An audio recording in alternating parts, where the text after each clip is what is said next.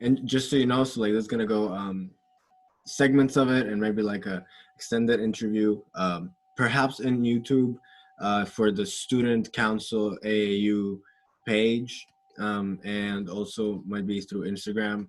Um, your face has been in our social media before, so it's just a little second step, and it's great to talk to you. I think that this is going to be a really fruitful conversation, so let's do that. We were just talking about how the economic aspect of it is just like a game changer, and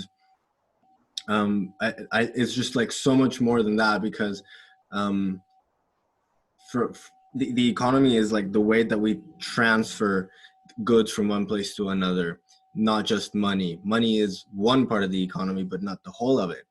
But the economy is inevitably tied to law and how things are regulated and what is allowed to be done.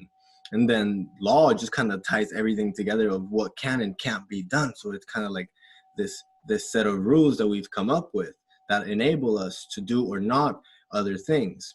And when you're in a position like yours, that you understand all these different elements coming together, and like what are the potential interactions of these different factors, that's like the and your already well recorded proactivity in the environmentalist world.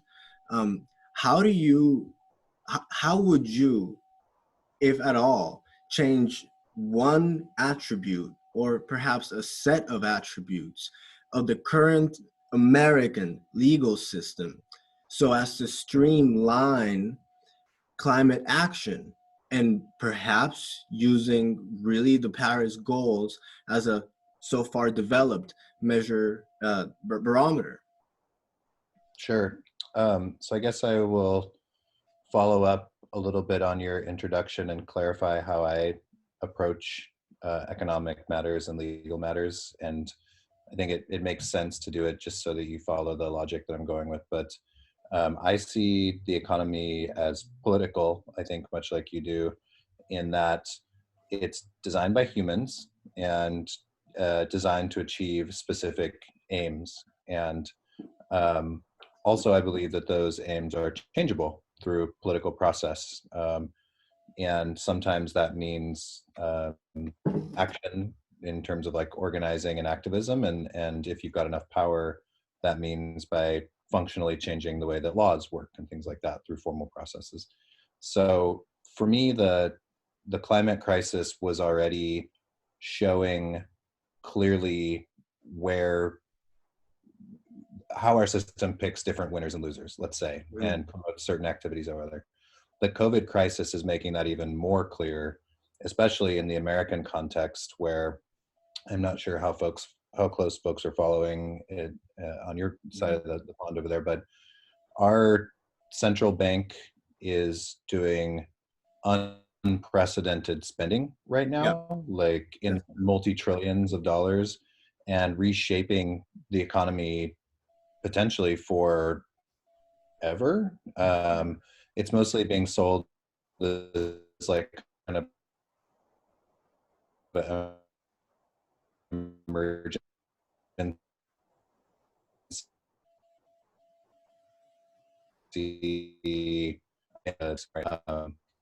American laws and rules. We're also sort of talking about the international laws and rules at the same time. I noticed that it paused. Did you catch all that, or was there an interruption? It was interrupted, so maybe we can like backtrack a little bit. So, perceived as an emergency relief, but it's the relief is coming in a way that is prioritizing, let's say, people that are already dominant in the economy. So as opposed to maybe what I'm hearing from Europe, there's a lot of like subsidizing of like wages up to 80 to 100%. There's talk of like even potentially like a basic income, like enduring through the crisis. Almost all of our relief is aimed at buying up like outstanding corporate bonds, shoring up financial institutions, and basically making the major players in the economy safe. And Yeah. and then we've written a $1,200 check to Americans, and the Secretary of the Treasury says, well, that'll be good enough for 10 months, basically. And so it's really wild what's happening. And even like, if you could expand on like some of the distribution of that relief, if you know anything about it, because I've heard that like certain businesses are getting more amounts of money, and even like larger big fish players are even getting larger amounts of money. I don't know based on what even, or if this is factual. So if you know.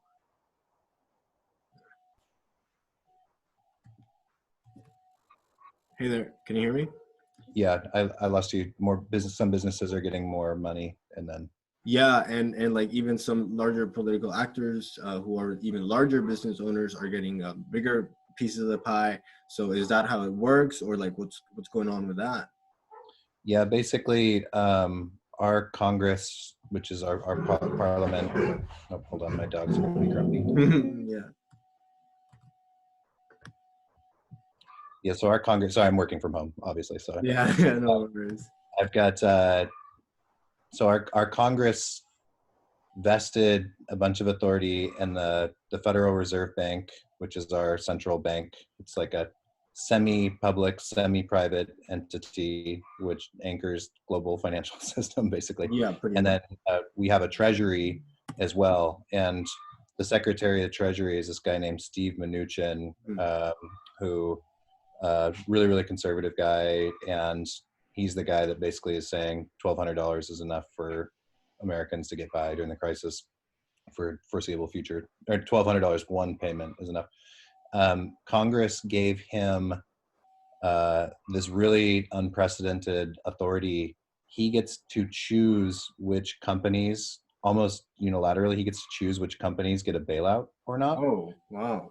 And it's a power that's not really something that's able to be overseen. So he vested enormous economic power in one person. And from the outside, what it kind of looks like is some kind of like feudal arrangement where if that person can kind of negotiate favors in exchange for massive aid. And so the political economy, as I said before, seems more openly political than we're allowed to see oftentimes. So a lot of the myths about neoclassical economics and the need for austerity and the need for all these things, and how the government is just like a household where you just have to balance its books and all the rest. All these things that we've been told for the last 40 years are being laid bare right before our eyes.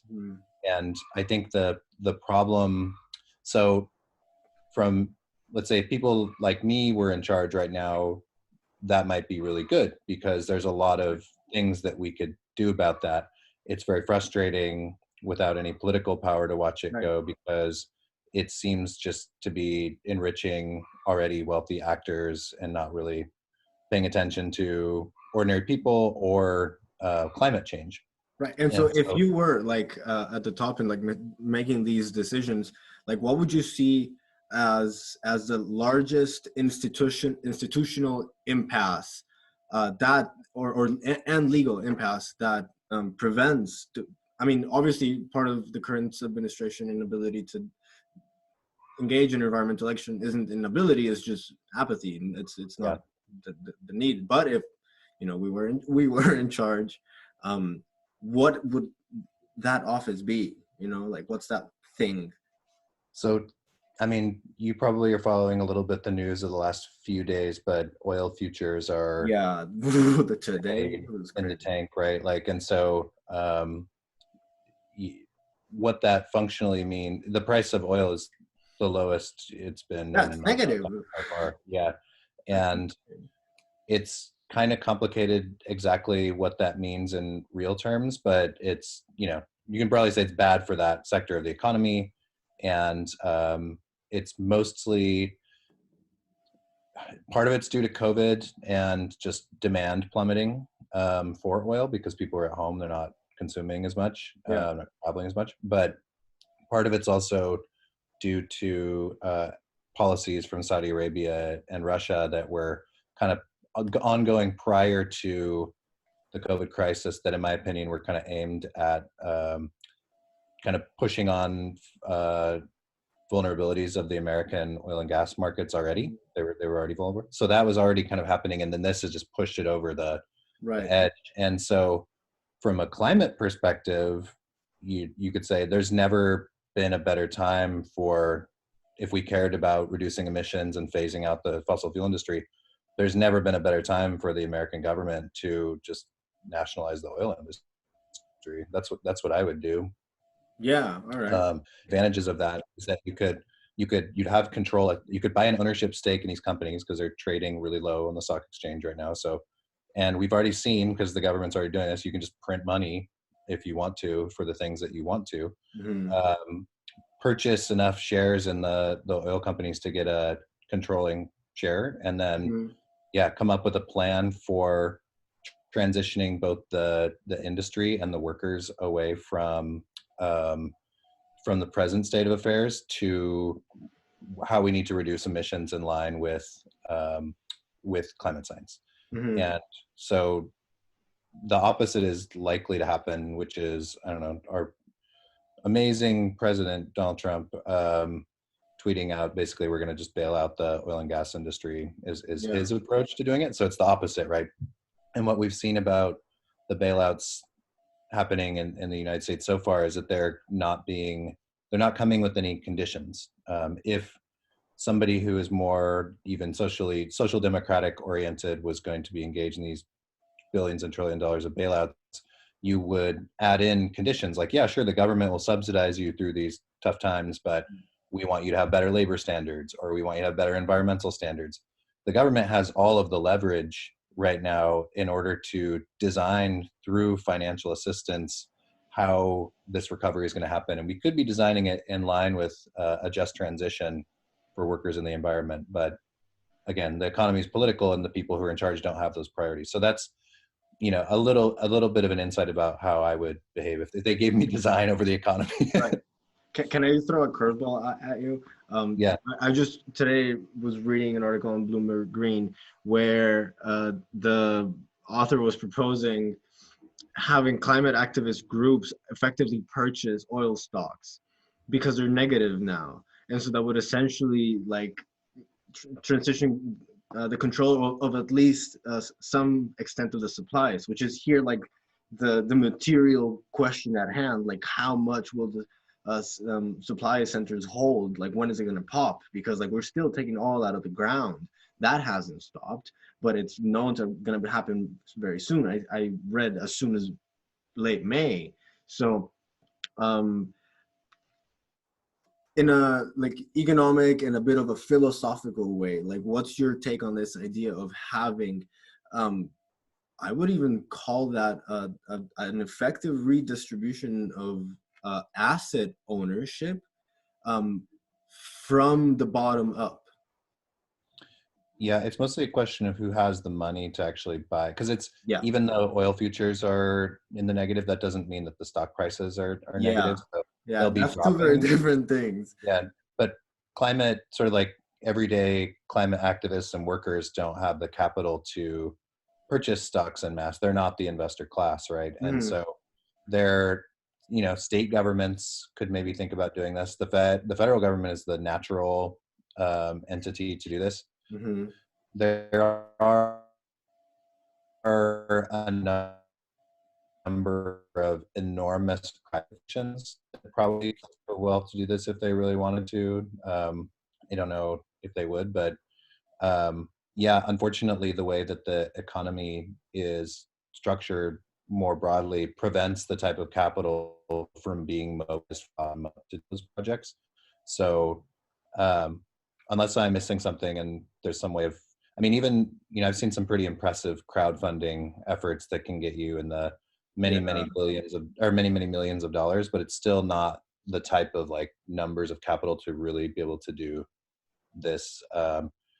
But, if California, for example, wanted to nationalize its oil production right now, it could generate it'd be statings, I guess, in our system, but making public, I guess, they could certainly amass that type of resources to do it there and Mm-hmm. maybe beyond. But ordinary people, private investors that are sort of like, you know, Mm-hmm. not wealthy, it's even in the aggregate, it's hard to imagine amassing that much wealth. So we really do need government intervention to do it correctly. Yeah, definitely. So then, basing off of that ideal, like, what country have you been paying attention to? What country do you think is like kind of doing it right, um, in terms of handling like the COVID crisis with climate change in mind? Hey there, can you hear me? Yeah. Still. Okay, I'm back. Okay. I think I heard your question. It was, what countries am I seeing that are doing a better job of handling COVID and climate? Yeah. Um, so I confess that my head is pretty well tucked into the American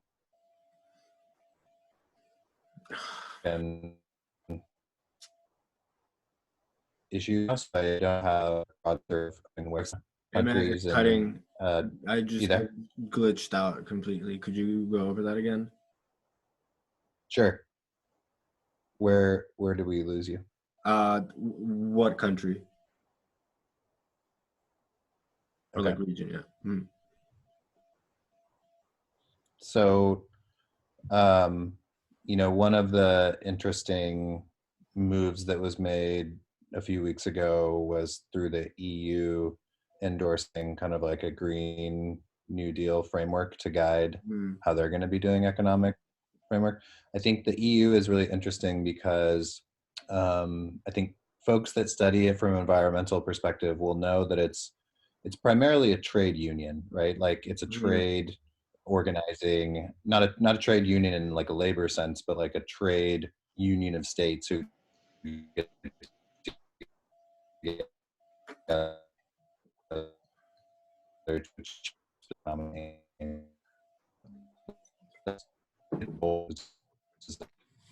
Oh boy. uh, that's its origin, um, and because of that, it makes it steel and coal and other kind of like high intensive energy processes are still at the core of how the EU works. And German activists have had this problem for a long time of trying to actually get the EU to phase out coal, which is a big part of their economy. And they're sort of like given little hints that maybe at some point this is going to happen. Mhm. But that's a major problem that really hasn't been taken on in full yet. Um, the Green New Deal framework offers an opportunity to do that, to Mhm. start disinvesting from the coal industry. There's also in the EU a growing movement toward, in some places, replacing coal with gas. Yeah. And um, this is something that in the United States we've had experience with for a long time. But the framing when so-called natural gas came online, it's an industry term, by the way. It makes it sound like it's somehow like environmentally friendly, Yeah. and Okay. Right. yeah, Euphemism. and so that's yeah, it's like a greenwashing term that's built Yeah. into it's a branding term, Right. and so there is some truth to that. Gas, when you combust it, doesn't release as much CO2 as oil or coal does, Okay. but extracting gas is a tremendously environmentally harmful process, and you release a lot of methane in the extraction, Right. and methane's like 86 times more potent a greenhouse gas than carbon dioxide is. And Yeah. so you only have to lose a little bit of methane for any of those combustion benefits to be eroded, and that's without any of the other environmental problems. So it's not a clean fuel. It's not even a Right. good fuel for climate transition. Mhm. And this mythology is starting to be interrupted in the United States. Uh-huh. We do life cycle greenhouse accounting, which demonstrates that gas isn't a transition fuel. But in the EU, it seems like the gas industry has quite a bit of power right now, and they're able to lobby semi-effectively for gas. So any transition that the EU has. You got to deal with the coal issue, and then you've got to, I think, keep gas out no matter what, because it will just prolong the life of the fossil fuel industry if you allow it to. So nobody's doing it perfect right now, unfortunately. I wish there was like a model we could point to and be like, this is the country that's got it. The only, I think, examples of like total sustainability are like smaller nations that have kind of like tourist-based economies and not like deep natural resources, low populations and stuff. So there are some examples of like hyper local or really small scale approaches to the problem, but nobody in the industrialized Western world has really taken this on in full. Yeah, because like now that you mentioned like maybe touristy, I think about Costa Rica because that's home, and man, like it's dead. It's like the economy is totally killed because you can't travel anymore, and it's like really unprecedented. I wouldn't even say that Costa Rica is being like a role model, at least not in the economic response. Health wise, we're blessed, and we have social security, and it was instated since quite a while ago. So that's like a great thing. Economically, lots of taxes, way more than usual. And this is something like funny about Costa Rica because people think of like, oh, hey, Central America, it's a cheap country. Very much not true.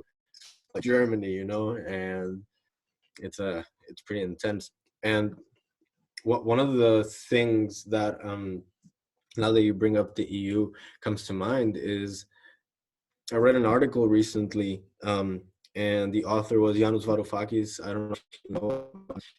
He's one of the founding members of the Green New Deal. So what he said in this article was essentially that this bailout plan that the EU had come up with recently was essentially a sham. And he goes over the numbers, and like $27 billion in aid given through the whole of the EU. And you compare that to $3 trillion just put up with that. Equally, that money seems to just evaporate out of thin air. And that's one obvious problematic. But one of the things is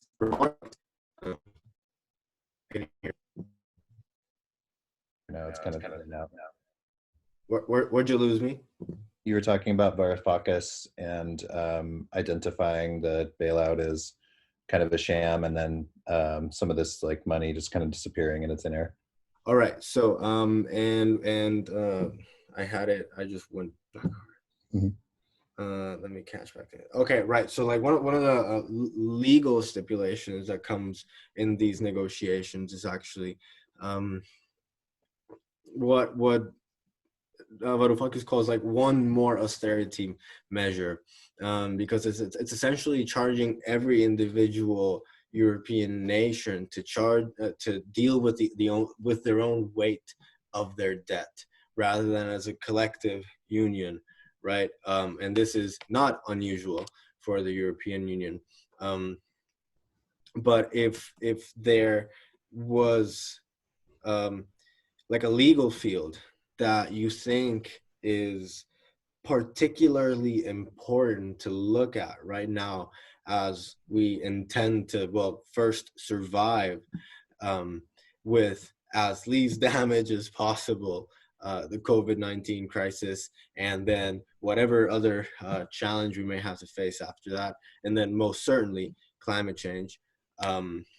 What is like that because like we're all citizens in the end. We're all members of our countries, and maybe not by free association. Maybe many of us were born into this, and we didn't ask to be in a nation and be part of it. But I'm not saying that I don't want that, but we always have the anarchists and the such. But it's important to know the law, because that's the mycelium, that's like the framework of the country. And that's like one thing also that I believe is an interesting thing here to note. If like people will come out knowing more about like their rights as citizens, and how to impact. So I'd like that input as to like what is like one legal field here that we should be looking at. Yeah. I mean, especially while we're all stuck at home right now, it's a really good time to just like learn a bunch. I have to agree. So I've been investing my energies in learning a lot more about the financial system, especially in Okay. light of these like larger government investments and the kind of details that you're talking about with like Varoufakis and kind of like, you know, what's the difference between like collectivizing the debt obligation versus allowing like states to absorb it independently, like understanding why that's important politically Yeah. is something to invest in. So that kind of information is really useful. um, I also think that it's worth, I agree that the kind of like legal system as it is the like a mycelium that's sort of like underneath the surface and like holds and moves these like larger forces Mhm. around. It creates markets, right? There's no such thing as a Right. market without the law, for example. But I think it's also important as we learn to be creative, Mhm. because the law can change. It changes all the time, and it's an expression of political power. And so at the same time that we're learning about systems and how they function, presently there you're largely, I'm sure, at least this is my investigation, you're going to find if you're a climate minded person, you're largely going to find them working in opposition to the way that you would want to see the world going. And so Yeah. yes, learn them and then think about really creatively about how we tweak them so that they are going to operate in the interest that we actually want them to.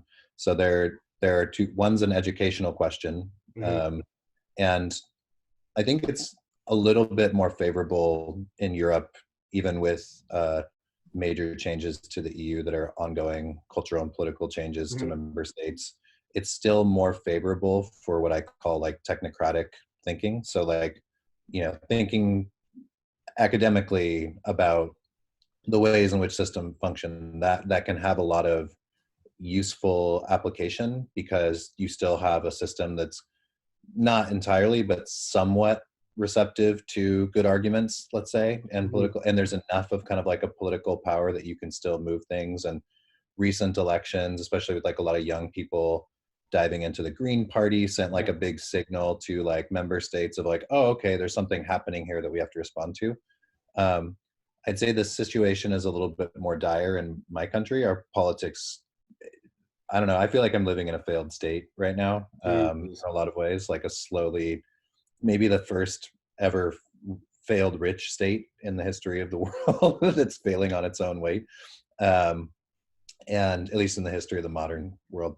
Mhm. And so our politics are different because um, they're, let's say, anywhere from like social democrats to like the left doesn't really exist as like a political force right now that has any power. Mm. And so my task is I focus less on the legal approaches in the immediate term and Okay. more on how do you actually like build power, because what Okay. does it matter what good your ideas are if nobody's listening is kind of the idea. And so Right. you have to figure out a way to generate enough power so that those ideas can actually have some force So, in. okay, that is a very interesting thing because it somehow seems as if you're weaving kind of this infrastructure for uh I don't actually know like and this may be my question then, like for what kind of purposes uh is is your work adding up to in this sense of the infrastructure that you want to build for this future? Yeah, so I assume just, well, let's say based on my study of how the present system of law and economics works, I think we're on a suicidal pathway as civilization. Like it's just, put frankly, and there's no amount of warning apparently that can interrupt the just raw lust for more and more profit and more economic growth on a planet that has finite resources. And so if the major global actors were going to do something to arise to this problem, they would have done it by this point. It's unlikely, even with COVID, that this is going to happen. So there are some effects of like the crisis that we have to respond to, and I'm kind of updating my assessments and analysis based on kind of like what I see in real time. But generally speaking, the project for me, and I think a lot of other people who do environmental politics in the United States, is like, we need to have enough organization to be able to win institutions through democratic elections, and then be able to institute new policy frameworks. And so for me, a lot of that work happens in my city, and because that's where I live and I have, you know, political connections, and Yeah. I live in Portland, Oregon. And so we've been able to, we're pretty environmental city. It'd be like the equivalent of like Freiburg in Germany or something like that. Okay. Like a lot of environmental thinking and NGOs, and generally kind of like more green environmental vibe. And so you can win here on that level. You can win at my United States as a federalist system. So we have states, we have 50 states that all have their kind of own legal systems. Yeah. I live in a very small state, only I think like 5 million people or something like that. So that's possible that we can win statewide elections. And so that's an area where I spend a lot of time competing. We're right next to California, and California is the 6th biggest economy in the world itself. And Washington State is to our north. They also have a large economy. And so in the wake of COVID, there's a lot of talk about kind of like regional trade unions and stuff like economic unions forming. And so I'm thinking a lot about how those might be designed in ways that we're Pacific Northwest is strongly environmentally minded. And California is almost always ahead of the curve on environmental issues. And so there's, even though the national tendencies are quite bad, and I'm not excited at all about this presidential election coming up, there's still a lot of local, state, and regional political opportunities that I think are really viable.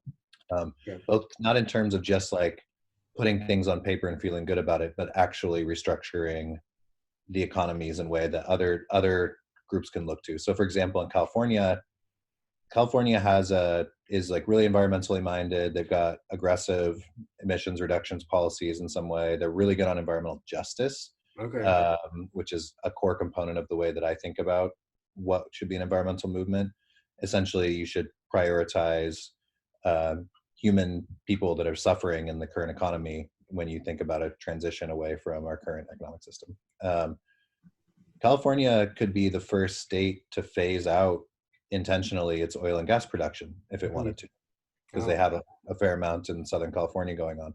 And so there are people there, activists who have been organizing for years to try to make that happen, and the conditions maybe are there to see that. So even with the COVID crisis, I think that there are, or maybe even more so with COVID, the old economy that people like me were kind of waiting for the next big recession, big depression to happen, it's been sped up because the virus, you know, and the response to it showed how weak and unresilient our economy is.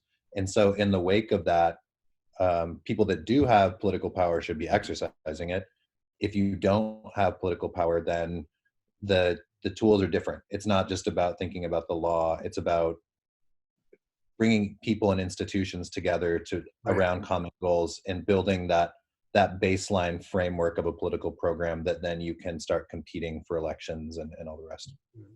And like, do you see any hope in our current, seems like commonplace solidarity all throughout the world in helping each other out at more localized levels, and kind of like, you know, realizing that the scope of our existence tends to be actually be quite limited, but also with full of potential?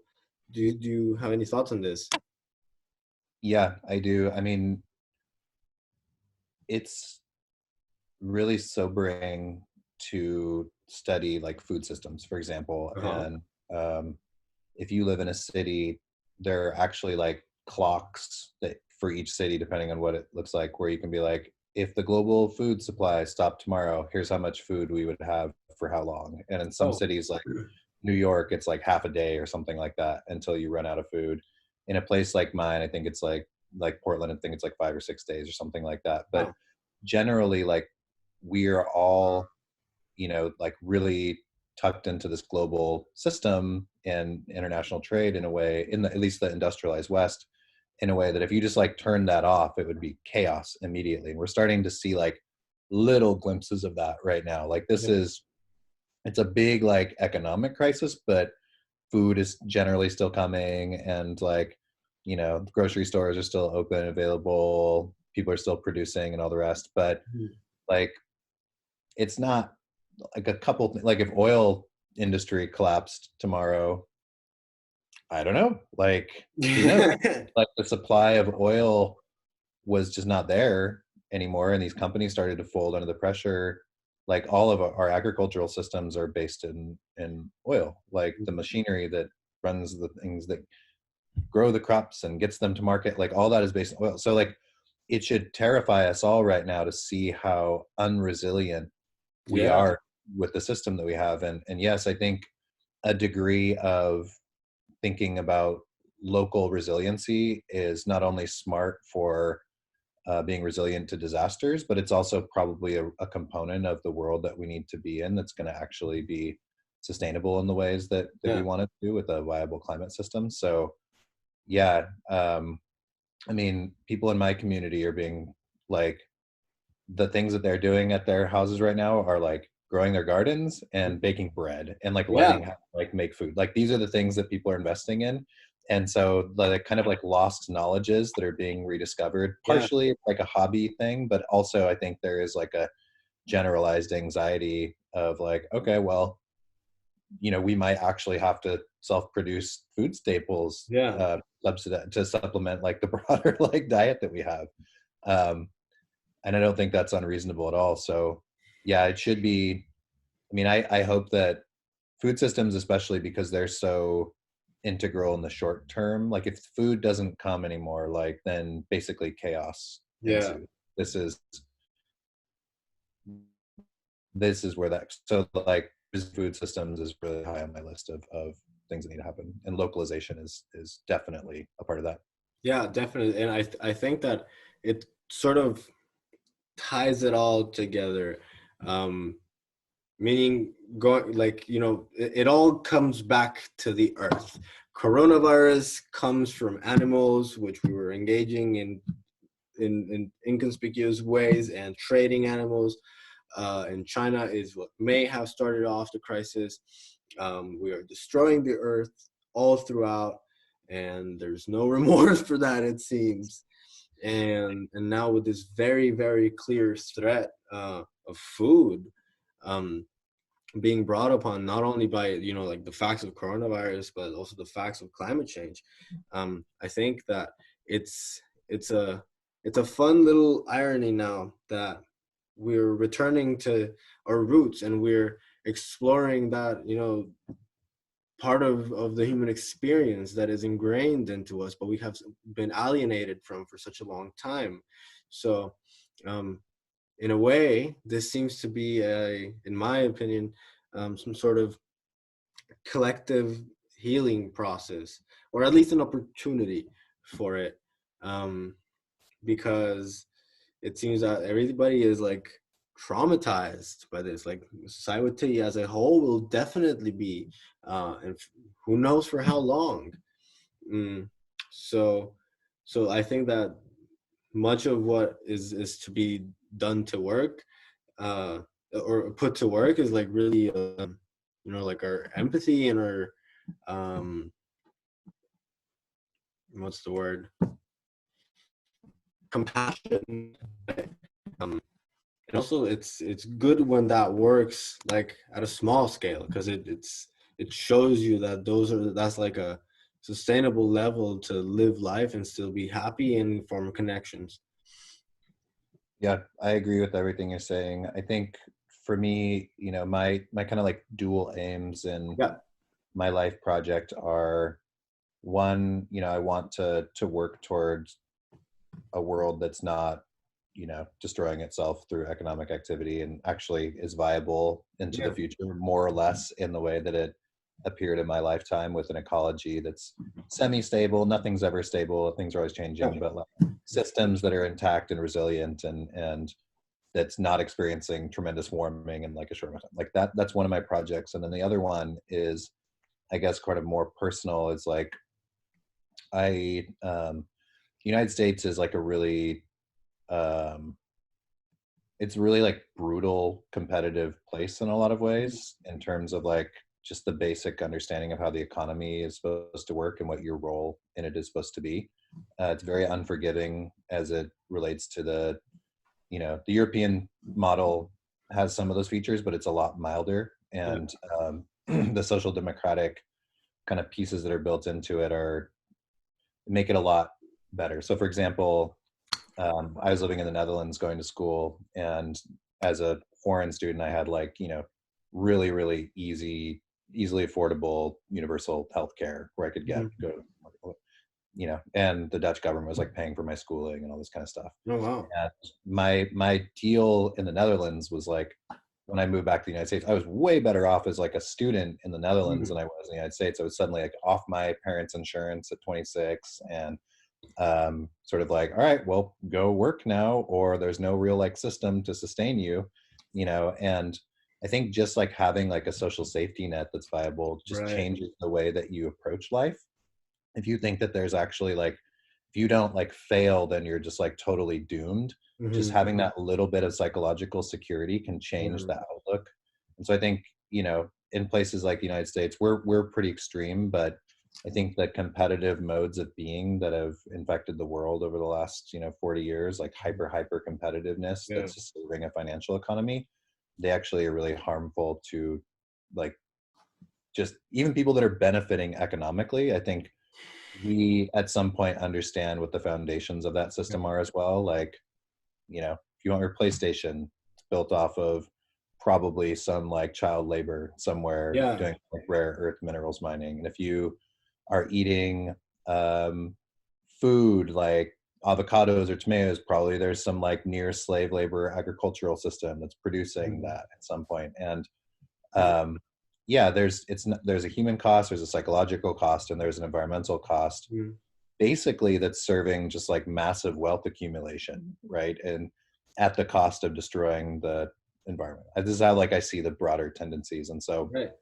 for me, this is like not a happy state of affairs. It doesn't make me happy to be human. It doesn't make me like happy a lot of days to wake up and like, so I personally, I don't think I'm the only person, like really want to see a world that's based on different values. That's like based on affirming the lives of others and solidarity and human rights and like abundance, not like Varsity, for sure. And I think it's, at least in my opinion, that's a world that's technically and economically feasible. It could exist. I'll give you an example of just a strain of thought that I cannot stand at all. There are a lot of people, then they talk about environmental crises. We'll talk about like overpopulation, right? Hold on. Give me one moment. I'm getting a knock on the door. I'll be right back. Yeah, what's up? Dinner's ready. Okay, thanks. I'll be right there, all right? Cool, thank you. All right, please continue. Yeah, I'll be quick. I don't want to interrupt dinner time. But a lot of people, I think in the West, especially, will talk about overpopulation. And when they talk about overpopulation, they generally mean brown people in equatorial regions are having too many kids, right? And that's kind of the subtext oftentimes. Well, from a raw numbers perspective, like poor people living in slums consume almost nothing. Like they don't have a footprint at all in terms of like carbon or resources because they don't have any money to spend on stuff. Like the most environmentally minded person living in like a energy efficient, like small square footage, like building in the West, probably still like upper income, like traveling by plane around the world, buying goods from all over the world. Their carbon footprints are like enormous compared to poor people. And yet we still have like sustainability thinking as like sort of like catering to those consumer interests of this like mass consumer. Like anything for me to sort of continue to feel like I'm not the person that's responsible. So, I guess what I'm saying is, don't get caught in the strategies of like pitting people against like poor people that are like suffering and Yeah, struggling. no, that would be This a is like, very large this is mistake. like these are Western problems that are inherent in the way that we have designed an economic system of consumption. Like Yeah, Americans are the highest consumers by far. Like we're the most wasteful.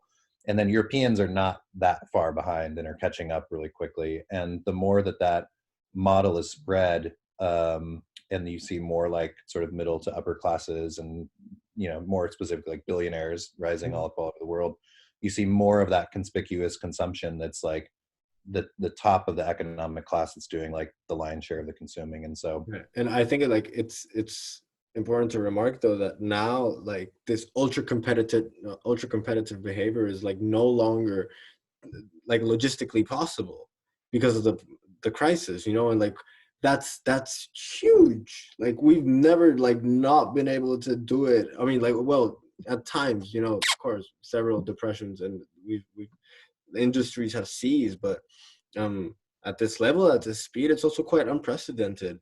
And I think that this has kind of like shattered very much so many of the illusions that we have as reality, as what is normal, what is daily living, what is business as usual, what is like, is this system that we live in not only a reality, but the only reality, like an inevitability, the only possible way. And something like coronavirus shows us that it's very much not the case. And I still uh, have much hope because all this competitive energy that we used to have, it seems that in many parts of the world it's now turning to cooperative energy. And the best thing about that is not, it's actually quite practical, and it does help suffice people's needs, especially if they're sick themselves. So it's in one way, when you look at like survival of the fittest, one interpretation is that you have to be this like fierce, alpha male patriarchy type element, in order to get there was cooperation. And I think this is one of those environmental factors that just like makes it or breaks it for us. And it's huge. yeah, I agree. It's there's some interesting psychology I've been reading in the last like couple months. There was a study, I can't remember the authors off the top of my head, but they looked at how people responded to depression, and they differentiated between like the United States and Europe. And the United States has like higher rates of like continuing depression than a lot of places in the world. And also like a big pharmaceutical industry that's trying to paper that over. But they looked at habits for what people do when they're feeling depressed, and Americans are more likely to go and like treat themselves, like, and go like, I'm gonna go get a massage, I'm gonna like buy something or something like that. And then you get sort of like a momentary release from that. You get like a dopamine rush, I guess, but it doesn't solve the problem. And Europeans are more likely to do something for someone else. That's kind of like, because, and it actually has an effect on like the depression, because, and it, these types of studies to me, and not just like psychology, just like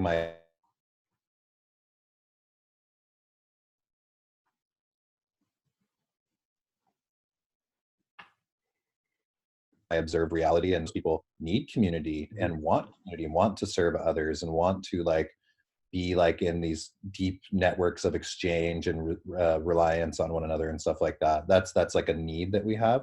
And it takes a lot of like training and engineering to both like break those systems up and then convince people that they don't need that anymore. Right. I think like exactly like you're saying, emergencies are where a lot of people just default to like helping others, right? Like that's just like, I'm scared, let's go, like what can I do to help others? And that's really inspiring to me right now. And I think we can steward those types of instincts and build our institutions with that kind of like cooperative mentality in mind, as opposed to like the hyper competitive world. So yeah, it's really important in times like these, because it's harder and harder and harder the deeper you get into crises, but we have to be optimistic and bring that spirit of the things that we want to see in the world to the type of organizing work that we do. It's true of technocratic fields like law and economics as well. Mhm. It's often frowned upon, I'll say, as a lawyer, to be like Yeah. kind of optimistic and kind of like try to bring values into these spaces and try to like politicize those spaces. Mhm. You intentionally try to keep the politics out, but for young people who are going into these fields, it's enormously important that you bring that with you, that you have to have an understanding of like where you want to go in the world, Yeah. and be resilient as the system tries to beat that out of you, I guess. Like, Yeah. you got to keep pushing through that. For sure. Sounds like we have a lot of work to do still Yeah. before we see the change that we want to see. So Or it's going to come really fast, and we better be yeah, prepared. yeah. And even then, there's going to be a lot of work to deal with that whole mess, you know. Yeah. So Nick, I'll thank you for your time now. It was very enjoyable talking to you again. As always, a lot of good stuff to learn. And so, thank you for your time. Any last comments you'd like to add? Yeah. So I'm running a free online course right now during the pandemic that's called Environmental Policy and Law for and the Green New Deal for Organizers and Activists. Oh, So people that are not necessarily like lawyers but want to learn more about environmental law, economics, and okay. policy.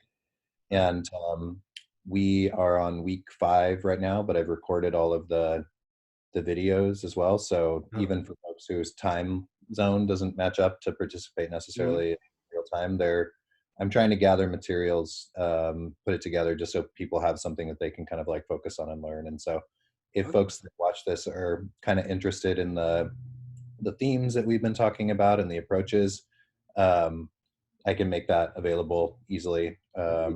Just give my email. It's nick.caleb@gmail.com. Just email me and say, Stefan told me about this thing, can I get Nice. involved?